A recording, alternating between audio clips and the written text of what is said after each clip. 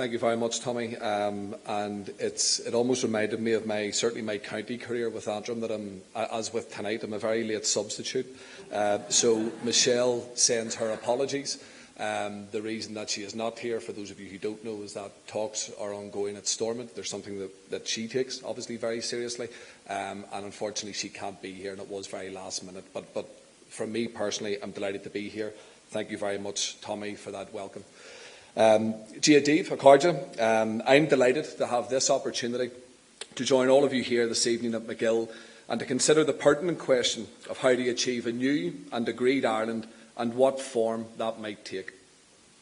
This is the question people are now asking themselves, and not just those from a nationalist or Republican tradition. This is also true for those from a unionist and a British identity. It's a conversation which has been triggered by the reality of Brexit and what the potential implications of it may be for future relationships within and between these islands. Over the past 2 decades, the entire island of Ireland has been transformed as a result of the Irish peace process, where we have emerged from decades of political conflict and towards a more prosperous, peaceful and democratic society, of which this agreement of 1998 is the very foundation stone. The agreement was reached, as we heard, after the IRA cessation of 1994, which resulted in multi-party negotiations, forming the basis of a political agreement between the Irish and British governments and the parties.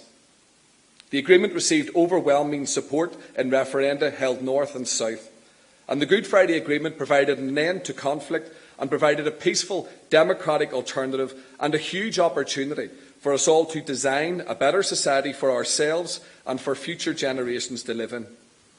The declaration by the parties at the start of the agreement says, "We are committed to partnership, equality and mutual respect as the basis of relationships within Northern Ireland, between North and South and between these islands." The Good Friday Agreement is an evolving process. It is not a destination nor an event in time.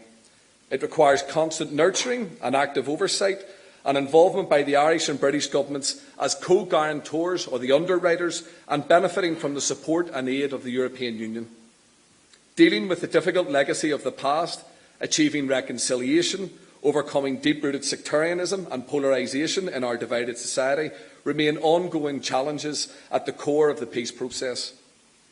As you know, 10 years of power sharing with unionism broke down in 2017 for all of the reasons that we have heard tonight and have been well rehearsed, and which we are working to resolve at this present time through negotiations in Belfast involving both governments and the Assembly parties. But the nub of the issue for nationalism is that we feel that our right to effective political, symbolic and administrative expression of our Irish national identity has not only been discarded and disrespected by unionism and the state, but has also not been accommodated to the extent promised in 1998 in terms of parity of esteem, of human rights and equality guarantees. This is why the Irish language has become such a litmus test for Irish citizens in the 6 counties, to assess to what degree unionism, or certainly elected political unionism, will reverse this damaging and untenable reality. The current talks are about giving priority attention and urgent action to halt and reverse the decay in relationships, restoring effective government and breathing life back into the political arrangements as agreed. There is no good that will come for Brexit, for Ireland North or Ireland South.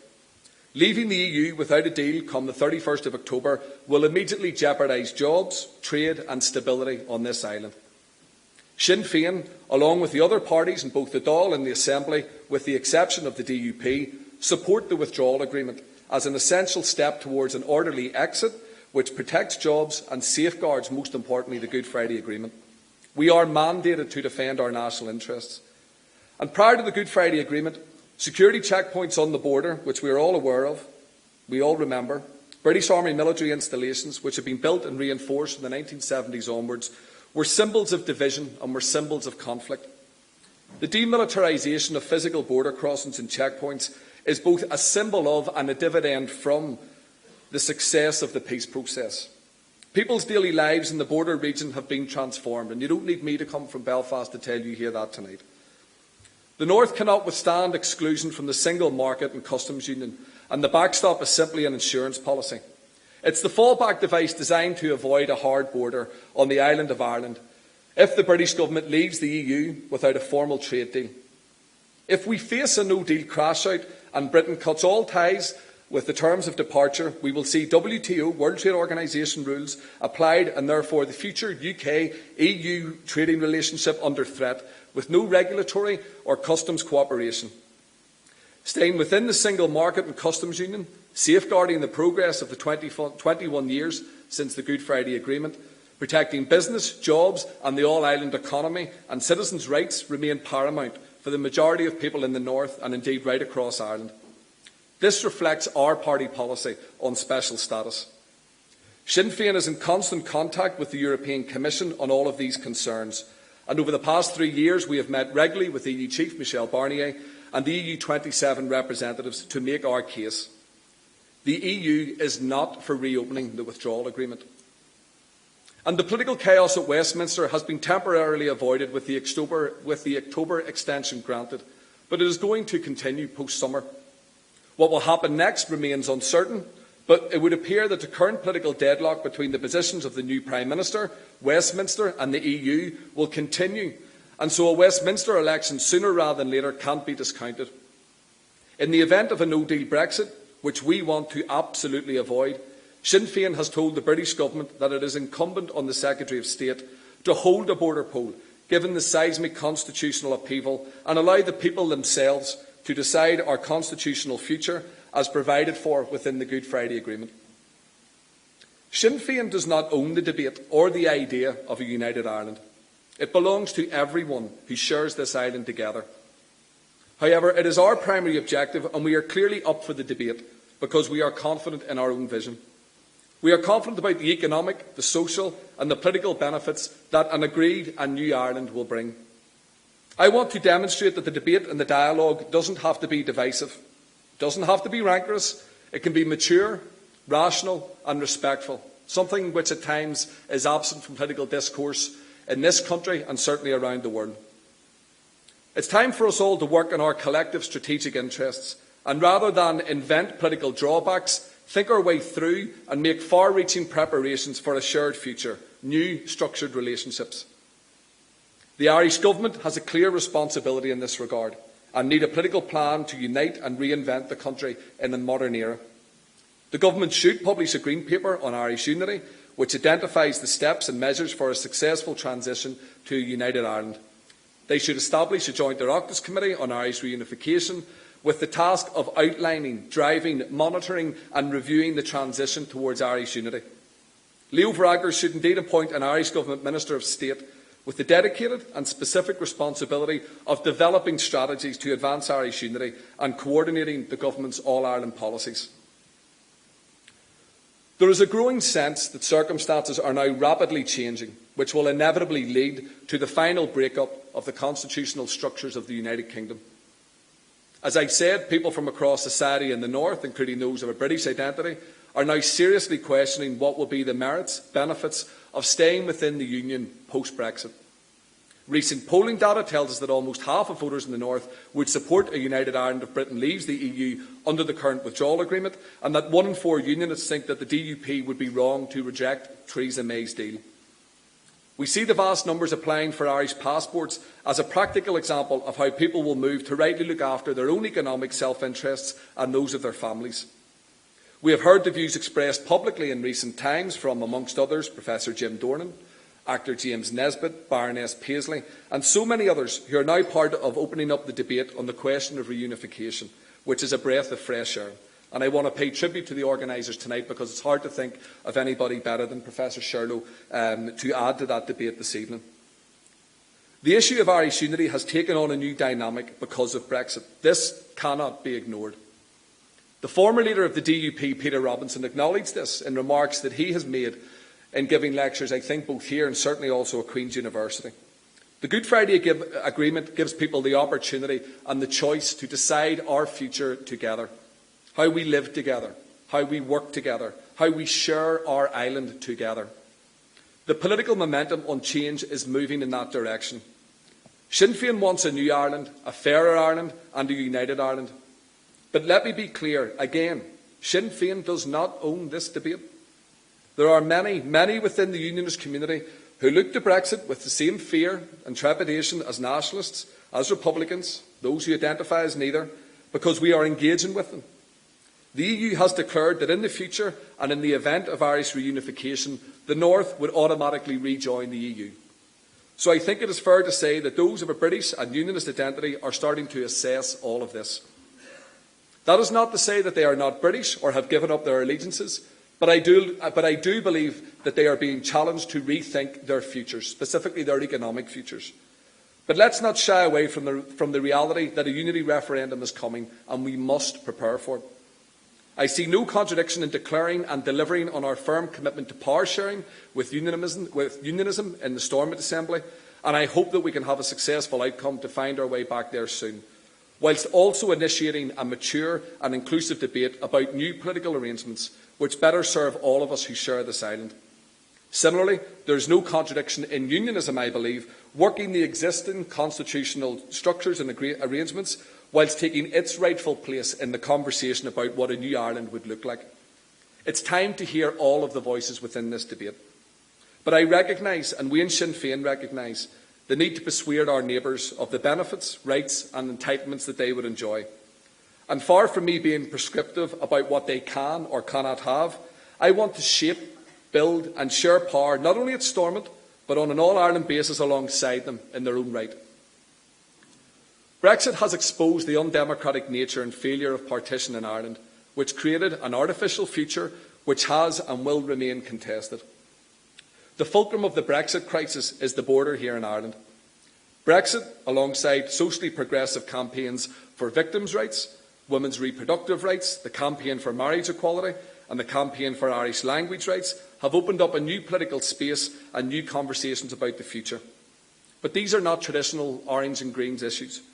These are the spaces between and across traditional constitutional positions.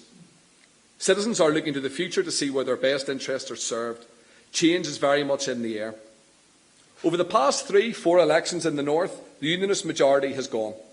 The notion of a perpetual unionist majority, the very basis of partition, is gone. It is no longer autonomy through devolution that people are considering, but Irish unity. Not to become Republicans, but to remain Europeans, and the opportunity to stay in the Union through separation from Britain. Not only is this possible, but quite probable in the time ahead. Sometimes the pace of change in life and in politics can be slow, but sometimes events can take over quickly. The fall of the Berlin Wall in November 1989 symbolised the end of the Cold War and set in motion a chain of events that would forever change the face of Europe. As a direct consequence, Germany was fully unified in less than a year. The challenge is to create the space, stability, planning and preparation to help inform people's choices about the future. If we accept that there is clear merit in ensuring careful planning and preparation for this significant constitutional exercise, the next phase of the discussion must include a better sense of what people are being asked to vote for or vote against. This argument is occasionally deployed as a way to avoid this conversation entirely.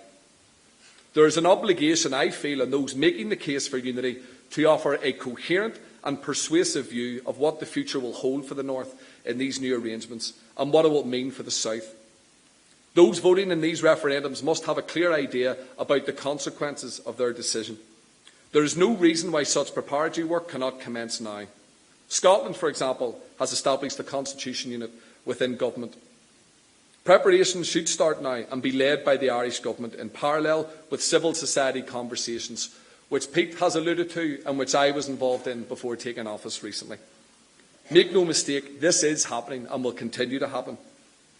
In considering this, it should be recalled that the North would be joining a pre-existing state within the EU whose constitution anticipates reunification, and in the context of an international agreement that guarantees continuity of protections as established within the Good Friday Agreement. It is possible to exaggerate the logistical and practical challenge of achieving this objective. This will simply not be a blank-page constitutional conversation. It is our view that the basic normative principles to guide the process are already there, and that there is an unhelpful tendency to suggest that everything is up in the air, up for grabs. Full respect for the Good Friday Agreement indicates that this is simply not the case. Too many discussions of Irish unity frame it as a distant aspiration. It never seems to be the right time to talk about it. But if the Good Friday Agreement really does underpin the new relationships, then no one need be anxious about this invitation to a conversation about how we share this island in the future. The Good Friday Agreement expressly recognises that the North-South Ministerial Council and Northern Ireland Assembly are mutually interdependent and that one cannot successfully function without the other. This could be extended to our individual relationships too. We are going nowhere without each other. This is the reality. The future is collectively ours. We will build it, shape it, plan it, own it together. It is an opportunity for better than what has gone before. And to conclude, the new Article 3 of Bunnock na HÉireann sets out where I believe we want to go and how.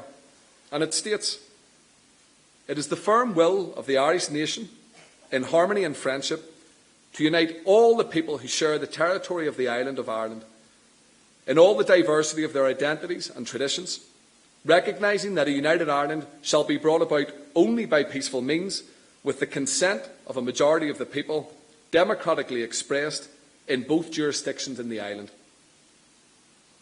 As we approach the centenary of the partition of Ireland, let's not refight old battles of the past. Let's create a new relationship between Britain and the new Ireland of all of our people. Make partition history and let the people decide their own future. Thank you very much.